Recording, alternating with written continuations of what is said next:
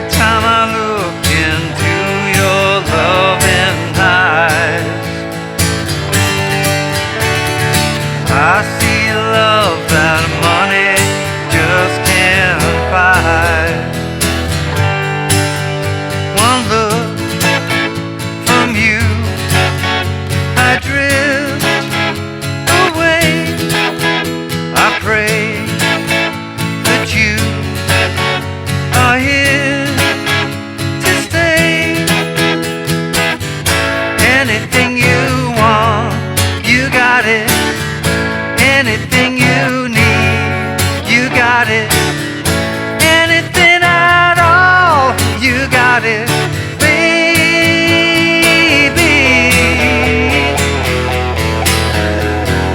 Every time I hold you, I begin to understand. Everything about you tells me I'm your man. I live my life to be with you. No one can do the things you do. Anything you want, you got it.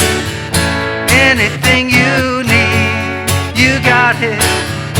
Anything at all, you got it, baby.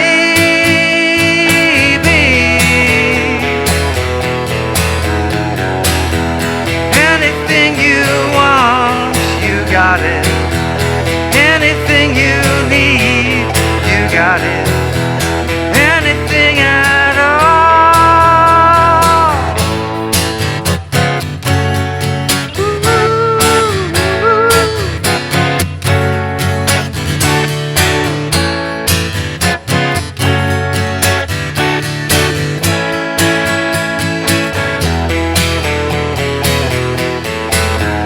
I'm glad to give my love to you. I know you feel the way I do. Anything you want, you got it.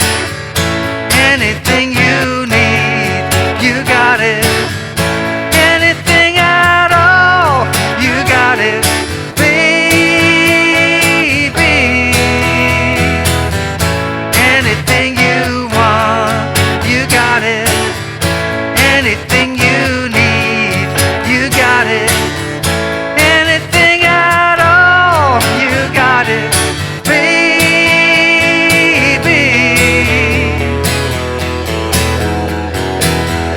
Anything you want, you got it, baby. You got it. Hey, how you doing? Justin here. Today we are checking out You Got It by Roy Orbison. What an incredible song this is. Literally just heard it in the car this morning on the way back from the school run. I was like, why have I not done this song before? There are so many cool things to check out. Different strumming patterns, blends of the open chords and the bar chords, some really cool riffs. Just, yeah, loads and loads of cool things to check out. So we're going to start off by looking at the chords and go over a little bit of the strumming detail. The arrangement is a little bit complicated. It's the same kind of chunks though. So once you've learned the main framework of the song, the verse and the chorus and the pre-chorus, it is just a question of writing down the arrangement and then playing along with it a little bit. But there's a few points that I'll make as we go along on that as well. So let's get started with the chords. So the chords we need for the intro are A, G, and D.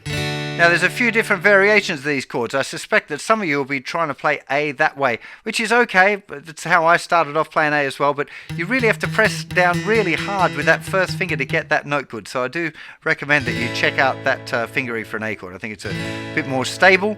The G chord, I think the rock G sounds best in this song. There are of course lots of different ways of playing a G, but for me the one with the third and fourth fingers on the thinnest two strings I think is the best one for this song. And then it transitions real nice to the D, which there's probably only one way that people generally play the D chord. So we've got A, 2, 3, 4. We got 2 beats on G and 2 beats on D. I'm going to talk about the strumming a bit more in a second. Full bar of the A, then G, then D. We may as well do the verse as well. So A chord I look in G or D chord, A, 2, 3, 4, G, D. A C's love that G chord, D can't E. So you've got an E chord as well, and G. And then we're into the pre-chorus, which goes to bar chords. So first step will be getting the intro and the verses there, and we're going to talk about those the bar chord bits a little later. So let's have a chat about the strumming now as well. So the strumming is really interesting here. We've got this 1 and 2 and 3 and 4 and 1 E and a 2 and 3 E and a 4 and. Now, very often when you're doing this kind of 3 E and the 16th note strumming, we tend to stay with it all the time so the hand stays consistent. But in this particular song, you are going to change. So going from 1 and 2 and 3 and 4 and 1 E and a 2 and 3 E and a 4 and. It does make it feel a little bit weird to go from 1 E and a 2 and 3 E and a 4 and, because you're changing the rate of movement of your strumming hand, which is one of those things where I say all the time, you've got to keep the strumming hand consistent. Well, this is one of those ones which is breaking the rules a little bit. And because of that, it does make it feel a little bit, it always feels a little bit wobbly for me after going 1 E and a 2 and 3 E and a 4 and, like getting the 2 and the 4 and nice and consistent again. It's just it takes a little bit of practice. It's one of those things where if I was recording myself, like doing a record, I'd be spending a lot of time on that. But it's something maybe you don't have to go crazy with it. Depends on how exact you want to be with it. But just practicing going 1 E and a 2 and 3 E and a 4 and. So just to be clear here, we're nearly always doing even eighth notes. So 1 and 2 and 3 and 4 and most of the verse is that. But then when it does the G to the D, there's just this 1 E and a 2 and 3 E and a 4 and. Now again, it's one of those things where I feel like it's easier to go 1 E and a 2 and 3 E and a 4 and down, up, down, up, down, down, down, up, down, up, down, down. But it's not right. It's down, up, down, up, down, up, down, up, down, up, down, up. There's something else that makes it, it's just how it is. It makes it feel slightly different if you do that, okay? So good thing to practice is just doing the muted, like not playing the chords, okay? And just working on the strumming and go 1 E and a 2 and 3 E and a 4 and 1 E and a 2 and 3 E and a 4 and. Something that you'll find really helps with doing this sort of strumming pattern is using a super thin pick. I'm using the Dunlop nylon 0.4 something. I can never read it without my glasses on. But yeah, it's like super duper thin. Makes it a lot easier to get the 1 E and a 2 and 3 E and a 4 and down, up, down, up, down, up, down, up, down, up, down, up.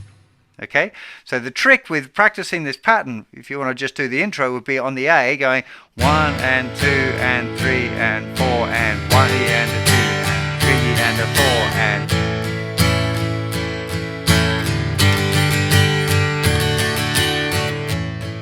Note that last, there's nearly always a little open strings thing getting to the A chord, by the way.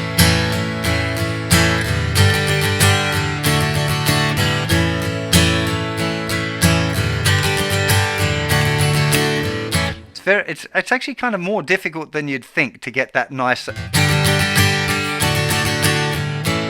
get it nice and consistent. I concentrate on it still. When I do a little demo thing, I'm like, in that moment, I'm thinking, trying to get a really nice, trying to get it nice and even so the da feels good, and it's, you know, the feeling good thing is really important with a song like this. It's got to be, you got to be trying to feel that strumming really nice and natural and loose, not too tense. Tension will definitely make it go a little bit weird. So first thing to practice would be that intro. So A,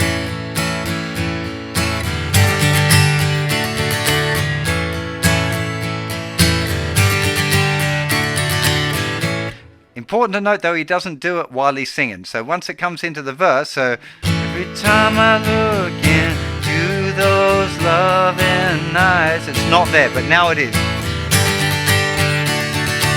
I see love that money just can't buy. And then it's all back to even eighth notes and really trying to make it feel really nice. That's the key thing there.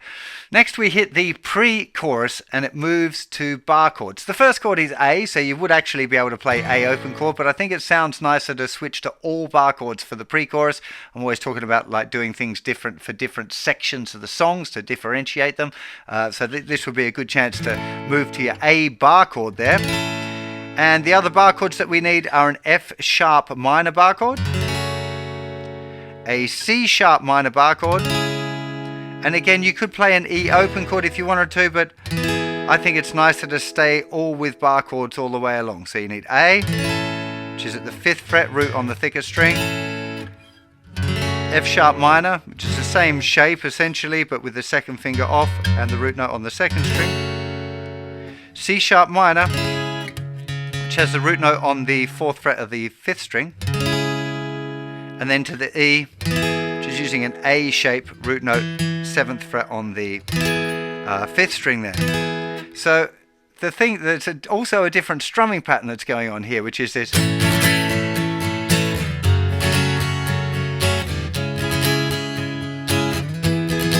Very, you know, this is one of those kind of, I guess it's a 50s kind of a style.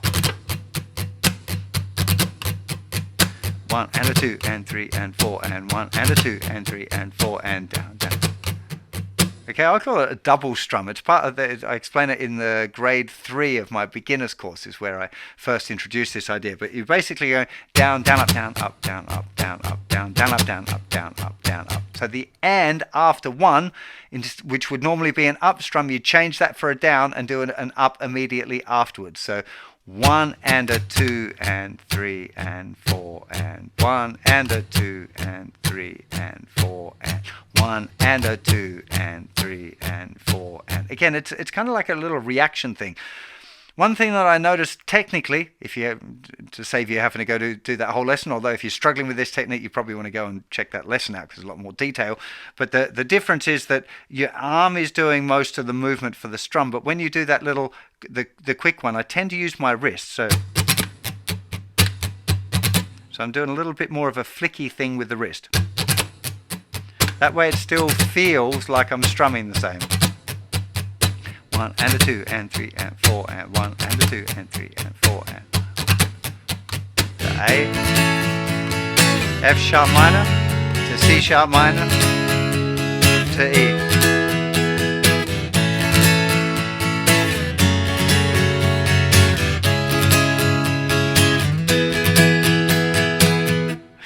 Just such a nice change from the other one, from the even eighth note, suddenly going into this different feel.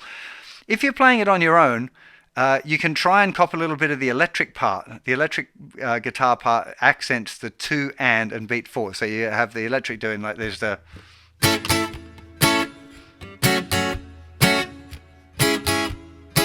Okay, but if you're doing that, you can do it a little bit with using lifts.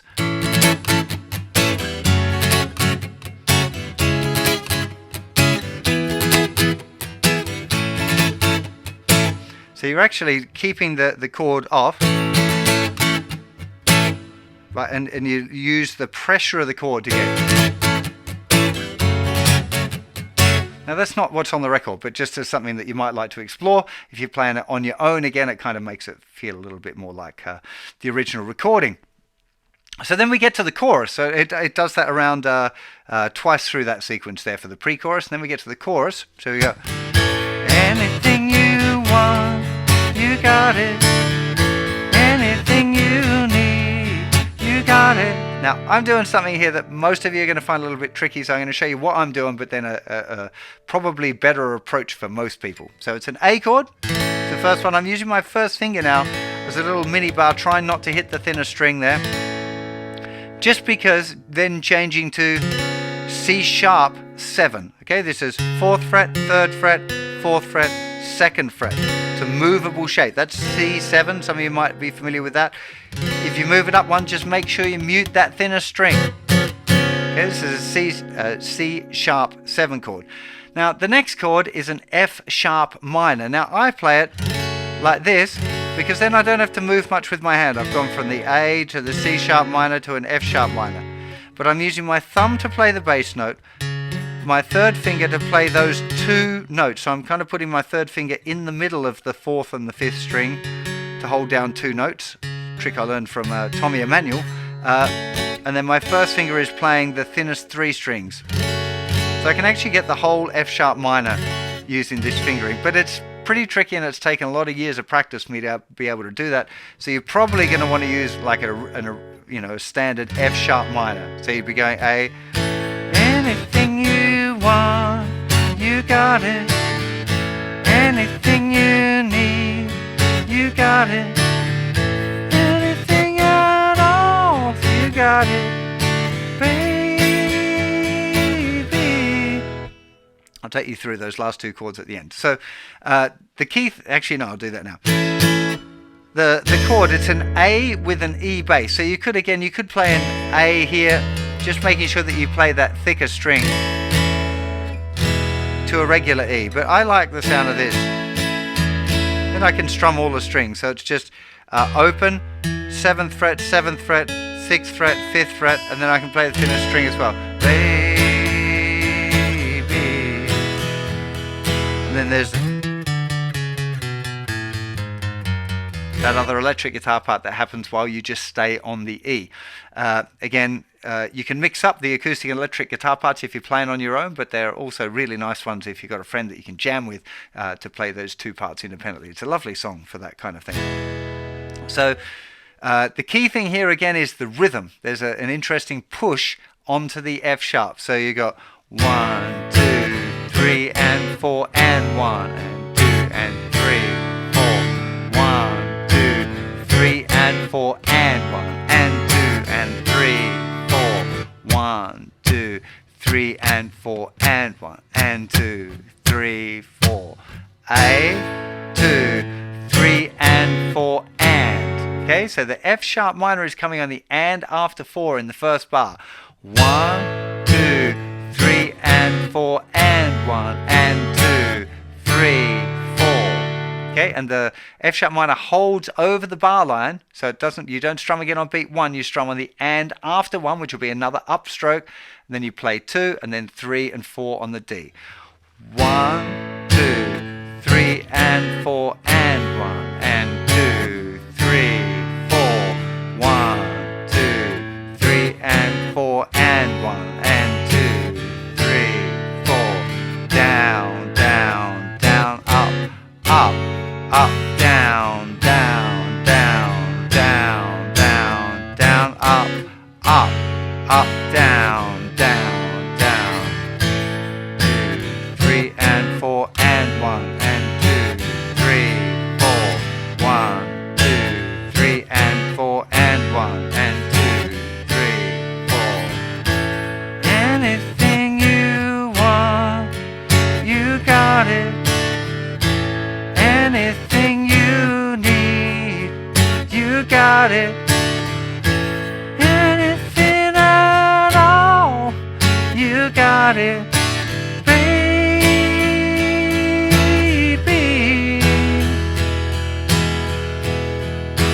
Still, it's straight, but it's got a slightly different, I'm not sure, it's not a shuffle, it's not but there's a little bit of that kind of feel to it. It's a difficult one to describe, but a really good one that you should be listening to a lot. That's going to be the only way to pick up that stuff.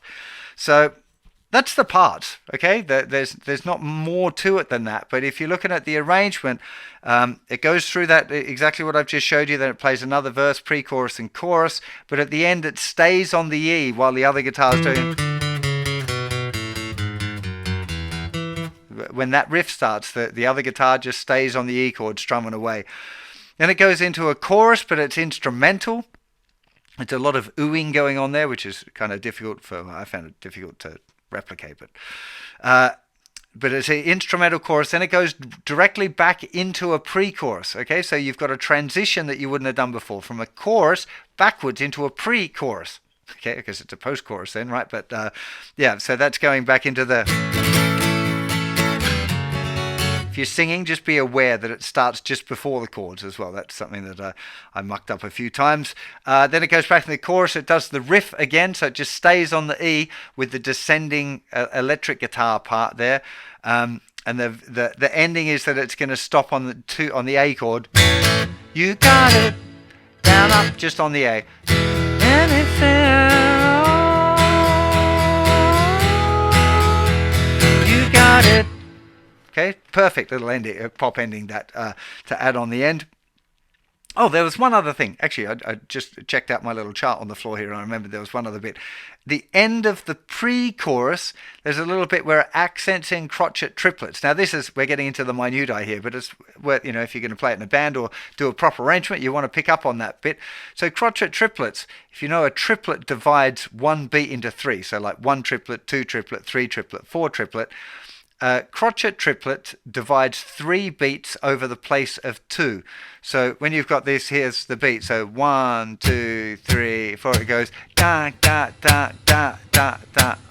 It's a really difficult one to count. In fact, it's 1 triplet, 2 triplet, 3 triplet, 4 triplet, 1 triplet, 2 triplet, 3. So 1 triplet, 2 triplet, 3 triplet, 4 triplet, 1 triplet, 2 triplet, 3 triplet, 4 triplet. I guess would be how you count it. But it's better just to listen to it. So it's doing the my love to you. I know you feel the way I do. Anything you want, you got it. So this is one of those points where if you're playing it in a band, everyone's going to be doing do ba ba beat da da dum da da. It's just like an arrangement thing. Those kind of things are not important if you're playing it on your own. It wouldn't really matter if you're playing it for friends and family at a barbecue. No one's going to care. If you're playing it in a band, picking up on those little things it really adds to the arrangement, the feeling that the listener gets. It's like it really kind of propels you into that next part of the song. So I would be make a note of that if you're going to play it in a band and look at the different parts. So let's also have a look at the electric guitar parts because they're really cool. I'm going to show you most of what's going on the record, but I am taking some liberties here as well. I'm kind of arranging it like I would for a workshop. If there was one guitar doing the acoustic rhythm parts and one other guitar doing the electric guitar parts. On the original recording, there are loads of layers. Multiple acoustic guitars, multiple electric guitars, plus keyboards, plus backing vocals. There's a lot going on. It's beautifully mixed and beautifully arranged, but I'm kind of simplifying it a little bit down to one electric guitar part. I will take you through more or less what's on the record, but I've invented a part for the chorus. Well, I don't really hear it on the original recording. There's a few things going on. So let me take you through it one bit at a time. In the intro, you hear the electric guitar very simply just playing on beat 1. So you have the same chords, 2, 3, 4. A, 2, 3, 4. G, D, 1, 2, 3, 4. It's very light, but it really adds a bit of weight when you mix it in with the other one. Talking to those loving eyes. And still going through for the verse. Doesn't do anything fancy. Love the money just can't buy. But now the pre-chorus. It's great. Little triads. Actually, not really playing them as triads, but it's just the upper part of those same chords that we played, the same kind of bar chord shapes. There's one little variation I'll show you. But it's the key thing here is the chips. 1, 2, and 3, 4. Now the 2 and are quite strong and the 4 is very quiet. I don't know if it's just mixed down or whether the guitar player was deliberately play it quiet, but it's definitely 1, 2, and 3. There's 4s there, but it's a lot quieter than the 2 and the and. So we'd have this grip for the A. So it's just the thinnest 4 strings of that bar chord shape. 1, 2, and 3, 4. Now, if you can see, I'm pumping with my fingers, so they're just relaxed on the strings. 1, 2, I'm actually pressing down. 1, 2, and 3, 4. Keep the notes nice and short. 1, 2, and 3, 4. F sharp minor, same deal, just the top part of this chord. 1, 2, and 3, 4. C sharp minor, again, top 4 strings of that. 1, 2, and 3, 4. But for the E, I don't want to go up to here because this is an awkward one to get either that grip, which is just like the fingering's pretty horrible like that, or like that. It's difficult to get that thinner string. So more common would be to use this, which is a C-shaped E chord. Okay, so from the C sharp minor, you just lift off little finger and make sure first finger is covering the thinnest 3 strings. So you have A, F sharp minor, C sharp minor, E.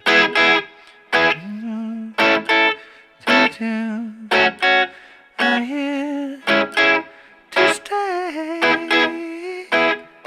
Anything you want, you got it.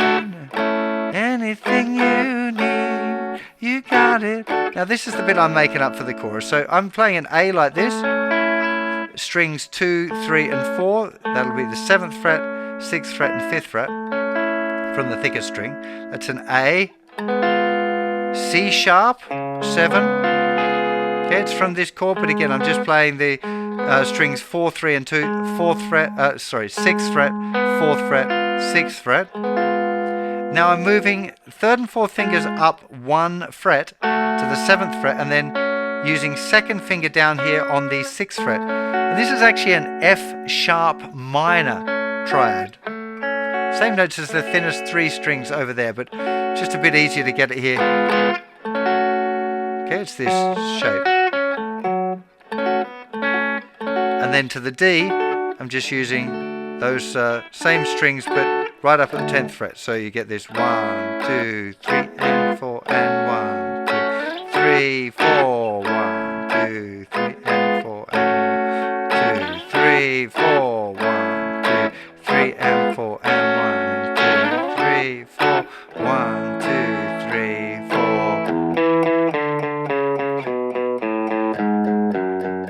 And then we're into that very, very iconic riff that happens at that point. So rhythmically, those little, for the chorus, 1, 2, 3 and 4 and 1. You could make it a little bit more rhythmic, or you could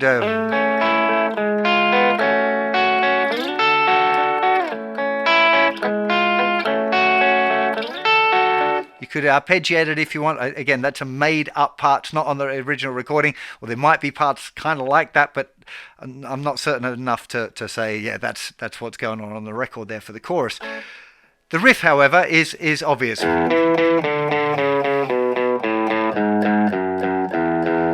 It's interesting where the notes change. So you see you have 1 and 2 and 3 and 4 and 1 and 2 and 3 and 4 and 1 and 2. So open thicker string, 7th fret, 5th fret, 4th fret, 2nd fret, open, moving to the thicker string, 4th fret, 2nd fret, open.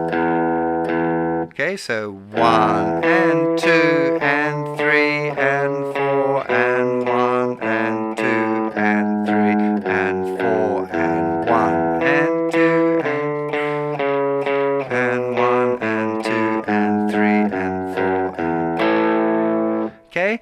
It's definitely something, if you're playing this in a band, you want to be aware of the transition. So make sure you practice going from that into the other parts, because the riff itself's not hard, but because it's got that funny syncopation going on, it can make it feel a little bit awkward going into the other parts. Okay, so you go from the A with an E bass, baby.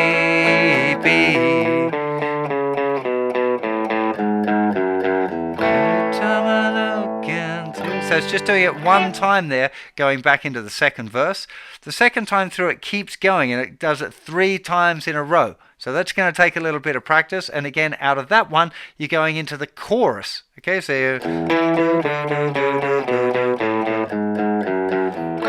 anything you... That's the oozy one, though. You might want to do something different. You maybe improvise a little bit there if you are doing your own arrangement, because it's kind of the oozy-arsy instrumental section. And it's going from that straight into the pre-chorus. Again, so you've got another transition that you want to practice, doing the from baby.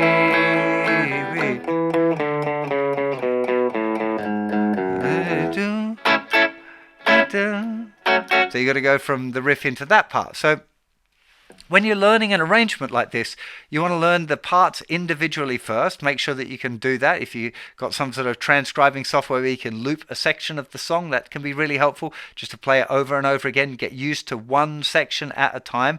Then start building the sections. So section A to B and loop those together, and then learn section C, then practice A, B, and C, gradually extending till you can play the whole tune. Once you're playing through the whole tune, if there's a weak area, if there's one part where you feel like, oh, that transition's no good, go back and practice that one bit. Don't feel like you always got to practice from the beginning to the end. If there's one part that you're finding difficult, particularly with transitions, with this kind of song, go back and practice that transition just on its own, then go back to playing the whole thing again and look for the next weakest point, then give that some individual attention, then go back again, practicing the whole thing. Just one thing that I feel like I should point out, I recorded all of the acoustic guitar parts first, then I did the electric overdub, and then I'm doing this part of the lesson. And I noticed when I was doing it that actually I didn't do the break right in the double chorus at the end. I left off a bar, so there wasn't time for me to do the... And then I started singing again. I was like, oh no, but to be honest, I couldn't face redoing the whole thing again because it already took a few takes to be able to get one that I thought was right.